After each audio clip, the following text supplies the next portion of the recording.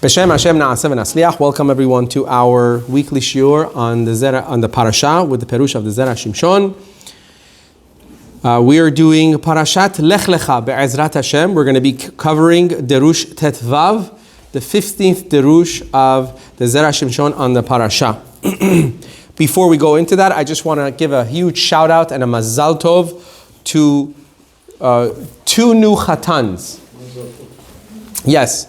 Mr. Gilad Kanyan and Mr. Ariel Pazuki, both of whom have been watching the shiur for a little over a year. They've been watching online in Israel while they were in school in Technion, and they were watching it together. They're roommates, doing the Zera Shimshon together, and they are getting married Be'ezrat Hashem 1 week apart, November 26th and December 3rd.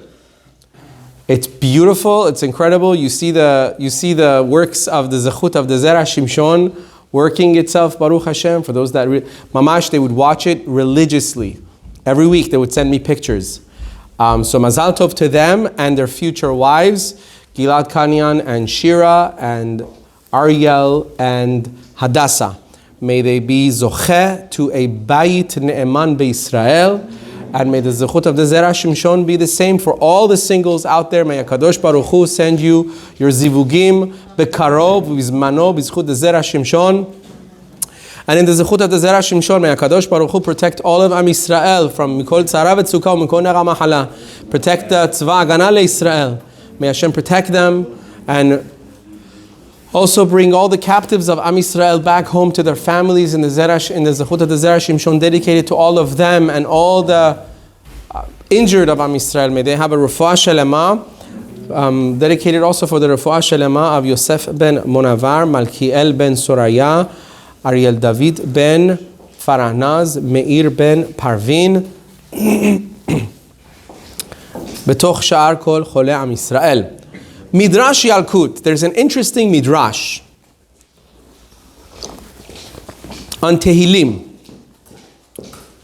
The Midrash says as follows: Begavat Rasha Yidlag Ani. The Midrash says, in the wicked one's arrogance, he pursues the Ani. He pursues the pauper, the poor. That's the pasuk of Tehillim. Meaning, in his arrogance, because he's haughty and arrogant, he pursues the ani, the poor. We need chairs. Right behind there, you can grab one. And the Midrash says, Ze lot shenitpas bishvil anshe Sedom. This pasuk is referring to Lot, who was taken captive by the kings, because of Sedom, because of the people of Sedom. He was basically, let's call it, he was caught in the crossfire. When there was a war between 4 kings and 5 kings, the 5 kings took captives, and Lot was one of them. Elu Hashevat. So now, next part of the Tehillim says like this: Yitpesu bimzimot zu chashavu. The Tehillim says they were caught in their schemes that they have basically thought about. They were caught in their own schemes that they thought about. Who does that refer to? Elu HaShevatim. The Midrash says the second part of this pasuk refers to the Shevatim, the 12 tribes. Now, right now, we're not anywhere yet. But the Zera Shimshon is going to ask, number one, why did Avraham Avinu decide to go through all that trouble to go and save Lot? Number two, what does Avraham Avinu saving Lot have to do with the Shevatim who were many, many years later? What does that have to do? Because the pasuk, the 2 parts of the pasuk, one of them refers to Avraham going and saving Lot, and according to the Midrash, the second part is referring to the Shevatim, the tribes. So it says, Ad kan leshono, this is the end of the quote of the Midrash. V'hazayit ra'anan peresh, the Zayit Ra'anan comments, Zelot shenitpas, when the Midrash says that this refers to Lot, who was taken captive, The kings that came and had war with Sodom, the story of the kings, which we're going to read this week's parasha, they came and had a war. They waged war against Sodom. And tafsuhu, those kings took Lot with them. Then it says, Elu hashevatim, the part that it says, this part of the pasuk refers to the shevatim. Tzarich iyun ma inyan ze lelot. We have to understand that part. I don't understand. What does it have to do? What connection does it have to Lot? Ad kan leshono. It says, until here is the quote from the Zayit Ra'anan. It was a commentary. Now listen to what the Zera Shimshon brings forth. It's unbelievable. How he connects two and two together here.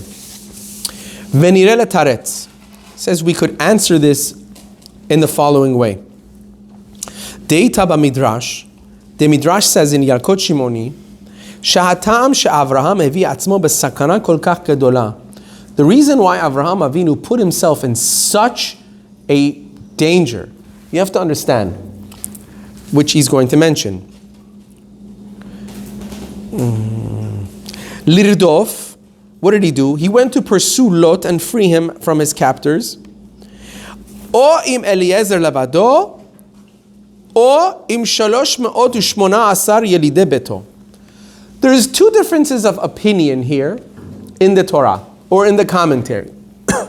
The Torah says Avraham Avinu took with him 318 men to go fight this army and free Lot from captivity. Rashi says it was actually not 318 men. What was it really? It was Eliezer. It was Eliezer who was Avraham Avinu's servant, his slave. Why do we say it was Eliezer? So those that comment on here say Eliezer's the name Eliezer, its numerical value is 318. So when the Torah says Avraham Avinu took 318 people from his home, it's only referring to Eliezer. It's not 318 people, it's just Eliezer. Whichever way you look at it, whether Avraham Avinu took 318 men with him to go fight this war, or he only took Eliezer, both instances, it was a losing war. It was an impossible task, simply because he was going to fight 22 million soldiers. That's what's brought down. How many soldiers did these 5 kings have? 22 million. So whether you're 318 or 2, it doesn't really bring your chances any higher or lower.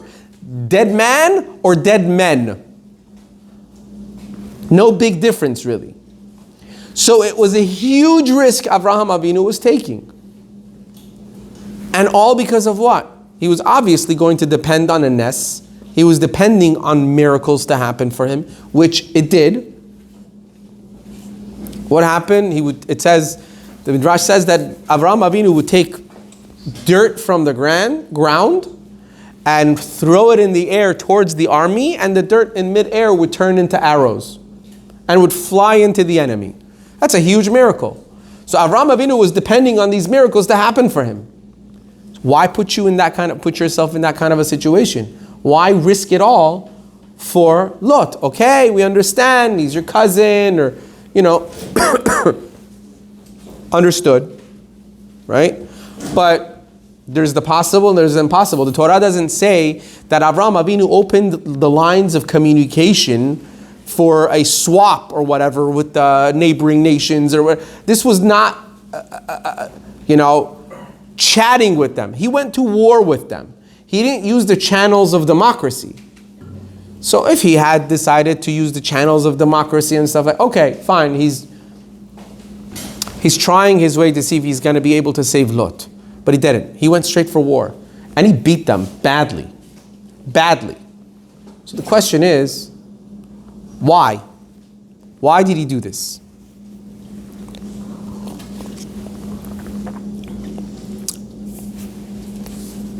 And he was fighting neged arba'a melachim shayu kol kach chazakim. He was fighting against 4 kings that were extremely, extremely strong. So now he says what? Why did Avraham risk everything?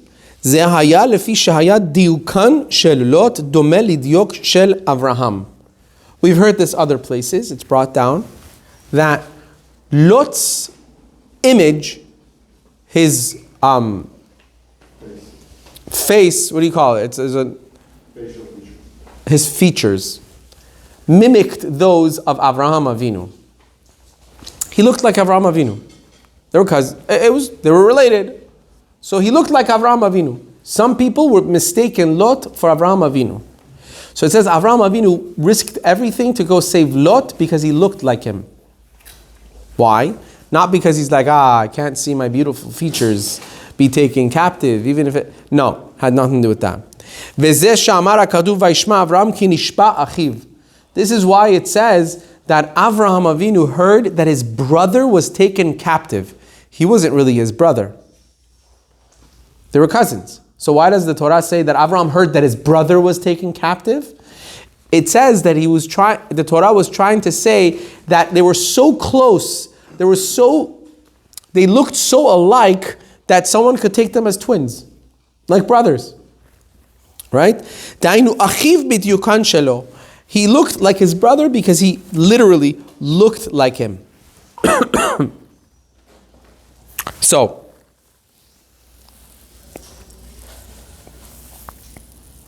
now listen to this part. So what? So what that if he looks like you, you go and save him? Why did Avram decide that, you know why I'm going to go save Lot? Not because he's my cousin, because he looks like me. That has to be explained. Why is that a reason to go save, or forget saving is a good thing, but like he put himself at risk, literally. I mean, not only at risk, he was praying for a miracle, quite literally. Why? Because in this situation, because they had the same appearance, this would become a disgrace to Avraham. Why? It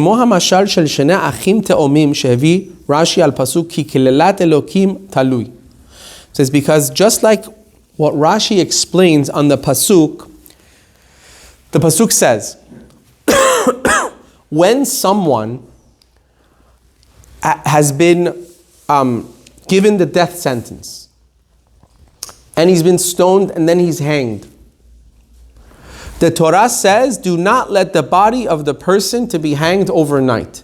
They must be brought down and buried right away. That's a chiyuv midoraita. That's a Torah law.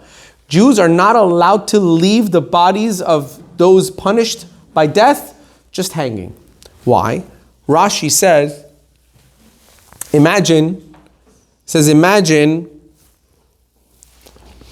there's 2 brothers, and one of the brothers is a king, and the other one, let's say, is a lowlife. But they're twins. They look the same. So the lowlife gets caught for a crime that he's done, and he's punished by death. Imagine this guy is hanging on a tree while everyone in the city is passing by. What does he look like? He looks like the king.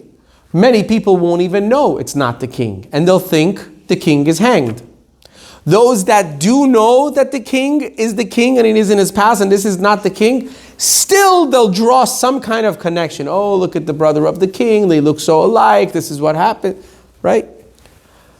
Avraham Avinu at that time was one of the sole carriers of God's name. He was the one who was preaching monotheism around the world. He was the one he was the first Mekarev ever known. He was the first outreach professional, right? He was the one going out of his way all the time with the Shabbat tables and the Yom Tov tables and come to my house and you need a place to stay, you need a place to eat. Let me bring you a drink, let me bring you a bracha, say bracha on this, say bracha. Oh, you want to know why you need to make a bracha? I'll teach you why you need to make a bracha. He was the first kiruv professional, right? He was doing outreach from day one. Everybody knew Avraham Avinu. Everyone knew who he was and what he was all about. Miracles would happen for him because he represented HaKadosh Baruch Hu. Now imagine in some other faraway state, someone that's a lookalike of Avraham is taken captive. God knows what they're going to do to him, torture him, whatever. Avraham Avinu said, this could be a complete Chilul Hashem. People are going to see someone that looks like me been taken captive, and they're going to think it's me. And what's going to happen? It's going to become a Chilul Hashem. They're going to be like, oh, those people that don't know, they're going to be like, oh, okay. So I guess Avraham's God didn't save him at the end. So I guess Avraham Avinu's God is not really protecting him. So Avraham had a task. He said, if there needs to be a Kiddush Hashem, this is the time to do it. I have to go save Lot because I don't want people saying that it's me they caught. If they think it's me that is caught, it'll be a Chilul Hashem. And he couldn't let that happen. Shekol haro'eh omer hamelech talui. Rashi says that anyone that sees that body hanging, they're going to say, oh, the king was hanged. V'afkan haro'eh lot, kol haro'eh lot, shavui, omer Avraham shavui. Here too. Anyone that's going to see, Lot being captured, they're going to say, oh, Avraham was captured. V'yomru shechas v'shalom Eloho eno yachol la'amod lo. And they're going to chas v'shalom say, Abraham's God couldn't beat these kings at the end. Couldn't really save Avraham. V'shema yaharguhu v'haberiyot yomeru she'Avraham neharag. Or they might kill Lot. People are going to say Avraham died. And he died young. This guy that was preaching God and godliness, look at what happened. V'af hayod'im shehu Lot. And even those that know or knew that he was actually Lot and not Avraham, yomru shenishpa lefi she'eino tzaddik v'she'Avraham gam ken eino tzaddik she'arei shavim hem b'diuknam. People are going to say, why he was taken captive? Because he's not really righteous. And, I guess Avraham is not such a big righteous man either because they look alike and they are related, right? So maybe there is not too much to Avraham like we think. It would still become a Chilul Hashem. You know how people draw a connection immediately through picture, right? Visual effect is the strongest effect on a person, right? Even if that visual effect is not true at all, it has an effect on you. So when people would see Lot, it's a psychological thing. Even those that would know Lot, that's what the Zera Shimshon is saying. Those that would know that this is Lot, that image would stay in their mind. And psychologically, they would make a connection to Avraham Avinu as well. And even that would be too much. Therefore, it would be a huge Chilul Hashem. Umishum hachi. And because of this, Samach atzmo al hanes, he depended on a miracle. Afal pishay davar chutz min hateva. Even though this was completely against all natural law. You got 22 million soldiers. Even if you had 1 million soldiers with you, the odds would be against you. Right? Let alone 318 people or just Eliezer. Right? Shehu yenatzeach la'arba melachim. How is he going to beat 4 kings? Therefore, Avraham Avinu had to depend on a miracle because that's the only way he would win. Why did he feel that the miracle is going to happen? Because he understood that if it doesn't, it's a Chilul Hashem. I'm doing this for God. I'm trying to make a Kiddush Hashem so God's name doesn't become desecrated in all the nations of that time. Umata. So now we've answered that question. We've answered the first question as to why Avraham put his life at risk to go save Lot. Not because they were cousins. I mean, probably that too. But I'm saying why he decided that impossible could be possible was because he thought of something more than himself and Lot. He was thinking of HaKadosh Baruch Hu's honor. Umata. But accordingly, Kasha leShevatim. Now, the second part of the pasuk we said what? The second part Midrash says, this part that says they didn't think about. What did the pasuk say? The second part of the pasuk says, Yitpasu bimzimot zu chashavu. They were caught in their own schemes that they were thinking. That's the Shevatim. It says, What is the second part of the pasuk? If it's talking about the Shevatim, what does it have to do with Avraham Avinu? Here you see the genius of the Zera Shimshon. It'll blow you away. Listen to what he says. Shahare Yosef haya ziv ikunin shelo domeh leshel aviv. Yosef HaTzadik looked like who? Father. His father. Yosef HaTzadik looked exactly like Yaakov Avinu. That's also brought down. He was Yeled Zikonim. He was the child of old age of his father, and he looked exactly like his father. You want to know the proof of it? When Yosef HaTzadik finally saw his brothers, right, coming to Egypt, it says the brothers didn't recognize him, but he recognized them. And they went through days, it took months, through days of back and forth. He took Binyamin, all of this stuff. And he kept asking them questions. Take this for your father. There's one question everybody asks. After all of this, Yosef HaTzadik finally reveals himself to his brothers. What is the first question he asks? Is my father alive? Everybody asks. Hold on, what have we been talking about for months? We've been talking about our father. Don't take Binyamin, our father will die. Don't do this, our father is old. So Binyamin had to stay home with our father. There was so many mentions of father. And he had asked them how their father is doing. When they came back, they said, he's fine. Thank you for asking. Right? And then he reveals himself to his brothers and he asks again, is my father alive? Like, where have you been? Listen to this beauty. Yosef HaTzadik looked exactly like his father. He knew it because people told them that he looks like his father. His question was, throughout these months, he couldn't understand why his brothers don't recognize him. It didn't click. I don't understand. I look exactly like my father. How come they don't know it's me? How are they not able to see that it's me? It must be that our father has passed away long ago. They don't even remember him. They're just telling me he's alive because they made up some lie and they have to stick to it. Because if he was alive, they would have recognized me because I look exactly like him. That's what the Zera Shimshon is pointing out. How is it that the Shevatim did not recognize him? So the Chachamim tell us it was HaKadosh Baruch Hu. Hashem did not want them to recognize Yosef, for Yosef HaTzadik to be able to go through the steps that he did with the Shevatim. Or else, naturally, they should have recognized him. They should have. The only person that did recognize him was Binyamin. Why did Binyamin recognize him? Because he had nothing to do with his sale.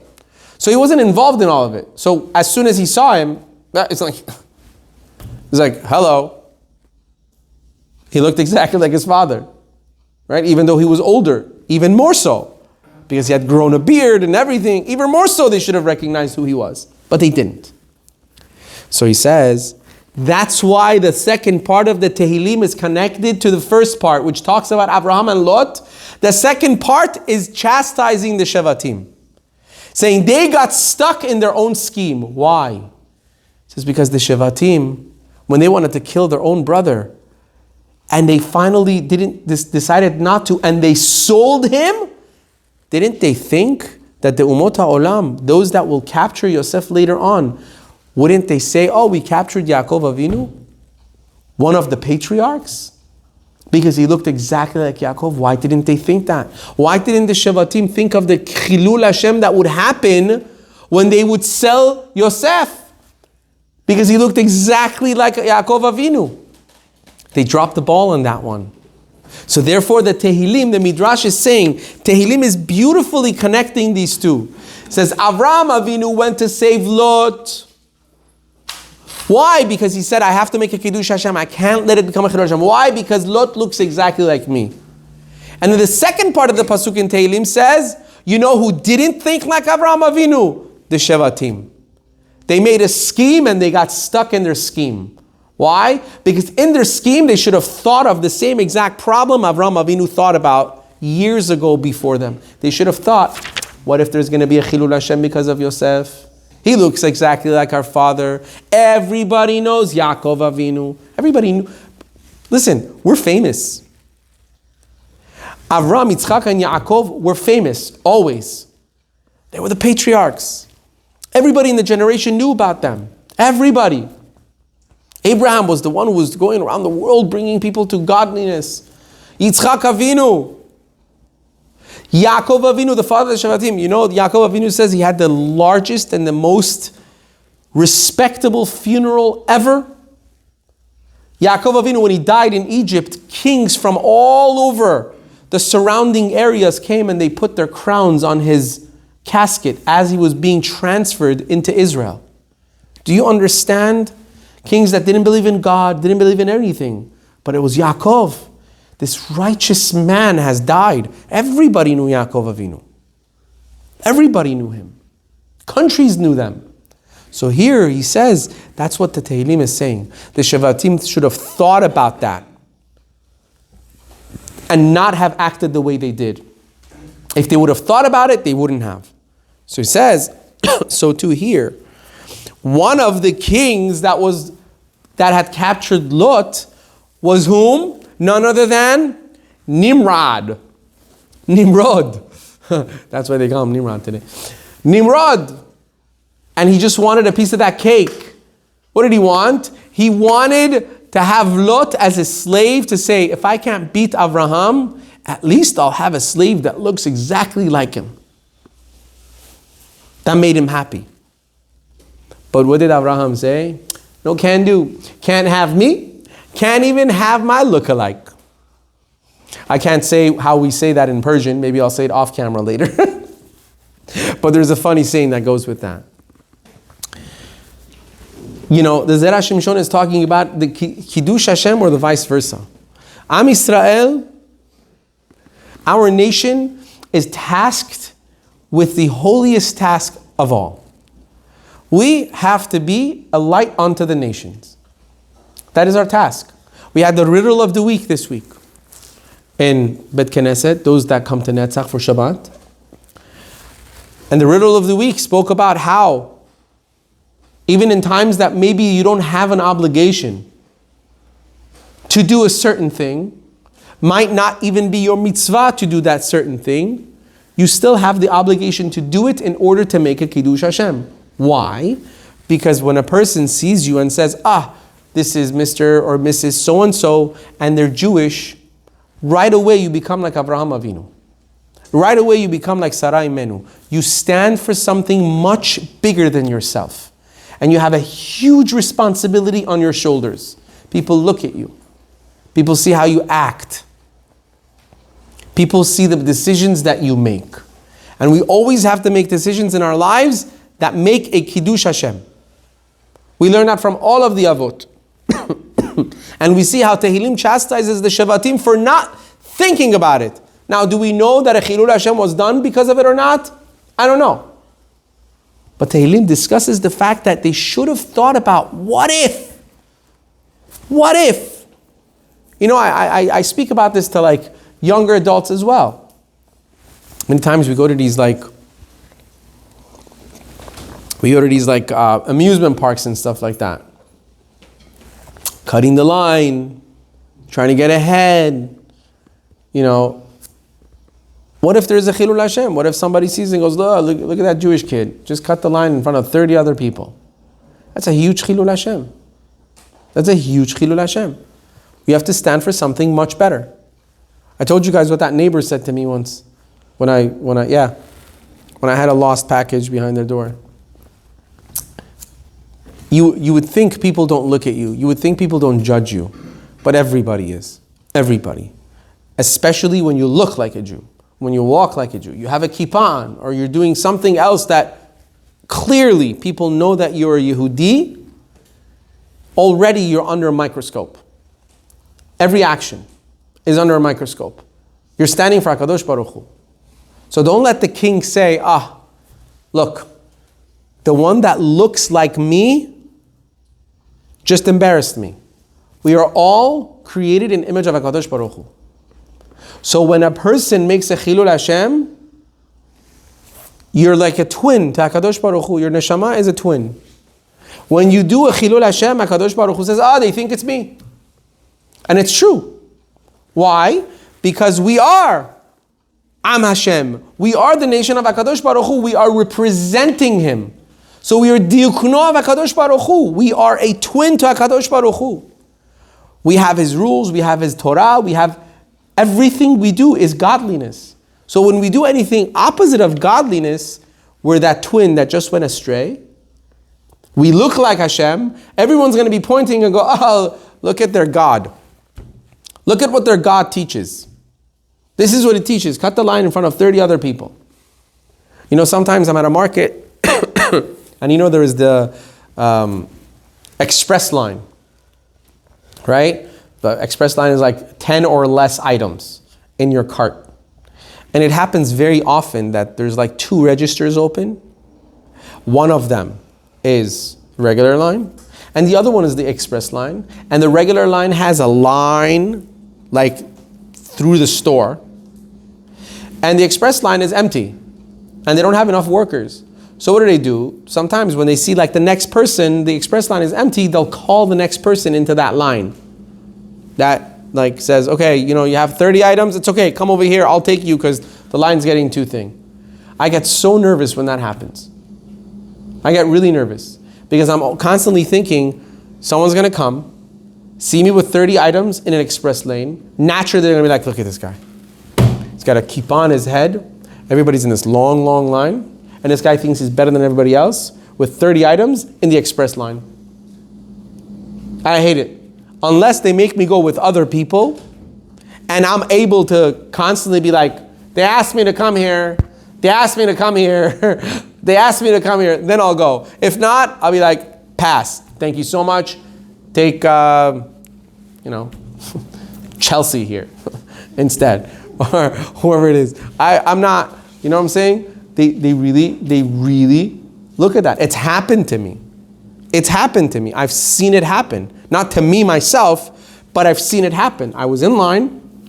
There was a frum Jew in front of me, and the other cashier called this frum Jew, who was an express line, and then I was next in this line. I chose not to go at the time. Right? I'm like, okay, I got another person in front of me. It's fine. This lady behind me just comes and goes, look at them. This is a disgrace. They're always doing this. They're always, I'm like, what? Right? I think I was wearing a hat or something. I was going to an event, or I didn't look Jewish. That's why she was saying these things to me. Right? So, or else she would be saying it to somebody else. But it was very interesting for me, and I saved the day, because I'm like, no, actually, ma'am, you weren't here. The cashier called him to go there. He didn't go on his own. He's like, well, okay, and then I'm like, anti-Semite. It's like, when you want to hate, you'll hate. But at the same time, we have to be careful. We really have to be careful. We have to try to make it Kiddush Hashem wherever we go. You have to be careful. You got to be thinking about these things constantly. You can't say, well, they called me to go. I don't care what people think. No, you need to care what people think. You can't just be like, it's not my fault. No, it's your fault. It's going to be your fault.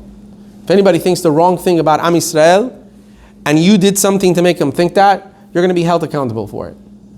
You have to do everything in your power. We have to always do everything in our power to make sure no one sees any wrong from us to chas v'shalom become a chilul Hashem. We have to be literally walking on eggshells and constantly be thinking, I have to make a Kiddush Hashem. Always. Baruch Adonai le'olam. Amen ve'amen.